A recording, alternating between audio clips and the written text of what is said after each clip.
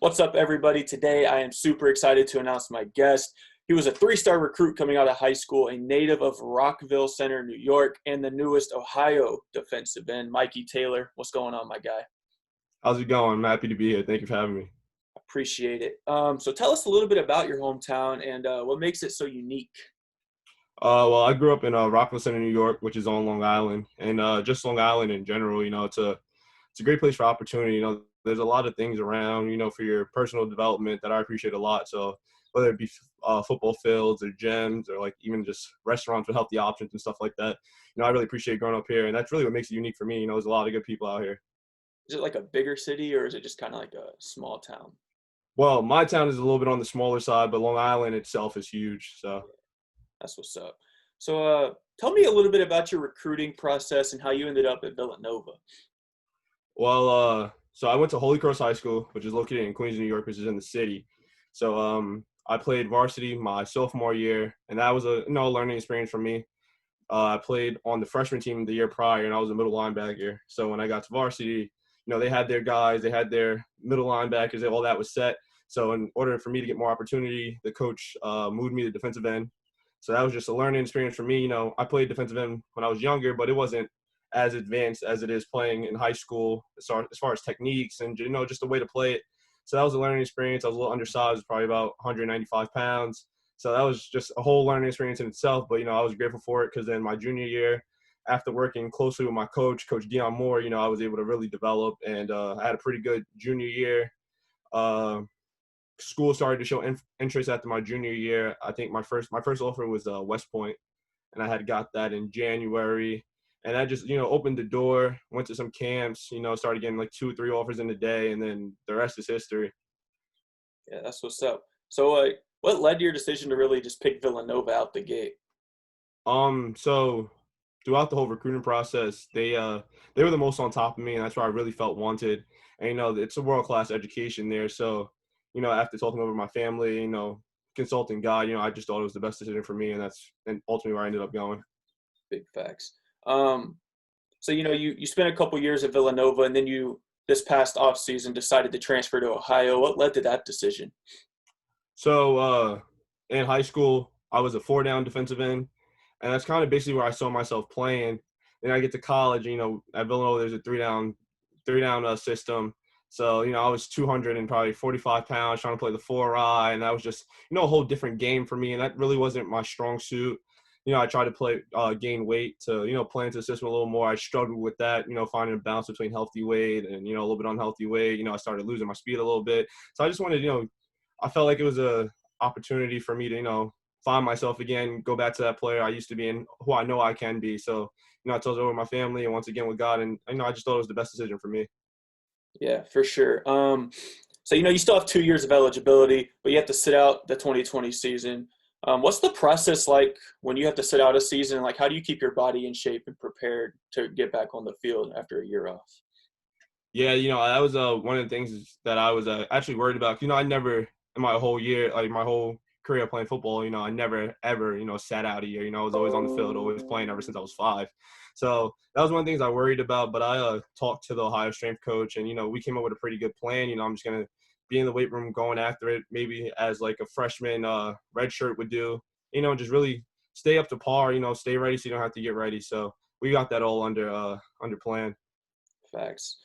Um, yeah, it just kind of gives you like an extra, a year just to get stronger and stuff. So you're gonna come back Exactly. that junior and senior year and just ball Yeah, that's out. exactly. It's exactly. Yeah, I'm not really worried about it. I feel like it's just gonna make me better. I get to learn the system, and just really ball out the year when I can play. Is there any NFL guys you try to model your play style after? Ooh, I would say anyone you see on the edge. I watch a lot of Von Miller, a lot of Khalil Mack, TJ Watt's a guy, I'm normally watching too. I try to watch a lot of guys that, resemble my body frame and my body height and weight and all that stuff. So those are my guys I really like to watch. Yeah. I see crazy enough, bro. Like when I was watching your film earlier, I see a lot of like Khalil Mack in you. Like just the way you like pursue the pass, like the quarterback and then like yeah, it's just, I see a lot of Khalil Mack and a lot of Cam Jordan as like a Saints fan. So Yeah, like that's I like Cam Jordan too. I mean, he's a little bit on the taller side, so he has a little bit of advantages that I don't have. But I watch him too. They're all relentless players, and that's what I just try to be. Never give up on the play. for sure. Who's the best you played with, and then the best you played against? Even back to like high school, little gritters, anything. Who's the best with and Ooh, against? that's hard. I've played against some good players and played with some good players. I'm gonna try to keep it recent. So I guess played with, I would have to go with Ethan Greenidge. He actually plays on the Saints right now. He's one of my Sure. teammates. Um, I don't like offensive linemen. So, they never get compliments out of me, but playing against him, he's so technical sound. He's smart. He's spent hours in the, film room and stuff like that. So a guy like me who's used to just, running around offensive tackles or giving him a little chop and running around, it was definitely hard to compete with him every day in practice, but he actually made me better. So I think I would have to go with him. He's the best player I Yeah, ever he's played with. actually an alumni of this show. So you're Oh, the really? second Villanova player I've ever had on here. Yeah. Oh, that's what's up. He I'll was have like to. one of my third or fourth ever guests on the show. So Oh, wow. yeah, And then I think the best player I played against. Ooh,